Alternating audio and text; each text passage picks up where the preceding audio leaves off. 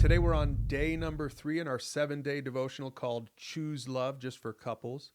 And Tracy, finally we're going to get to Ephesians chapter 5. Now, we already looked at Genesis 2, that marriage was God's idea. And we're going to talk today about how love is something that Jesus himself modeled. Look at what it says in verse 25 and 26. It says, "For husbands, this means love your wives just as Christ loved the church. He gave up his life for her to make her holy and clean, washed by the cleansing of God's word." So what we see here is this picture of love, of how Jesus has loved us, that he gave up his life for us, that's how we are supposed to love one another in marriage.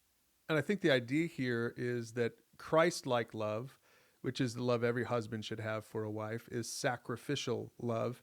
So I encourage you as couples to think about, maybe even make a list of the times that you have had to sacrifice for the other person or maybe for your kids. In fact, maybe it would be helpful to talk amongst yourselves, which one is better at this? Which one is better at sacrificing? And then my challenge, husbands, is to you that you're supposed to be better at it. And Tracy, I guess I'm the first to admit, I think you're better at this than I am. And so this passage for me is kind of humbling and convicting, because Christ is the groom and the church is the bride. Verse 28 says, "In the same way, husbands ought to love their wives as they love their own bodies." So there's this idea that if we are loving in a selfless, sacrificial way for our spouse, that is the real definition of love. And let me just tell you guys that as you love in a selfless and sacrificial way, your spouse is going to want to return that kind of love, because it'll get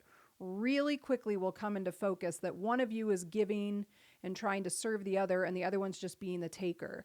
So both of you work on loving each other with Christ as your example of being selfless and sacrificial and not selfish and demanding.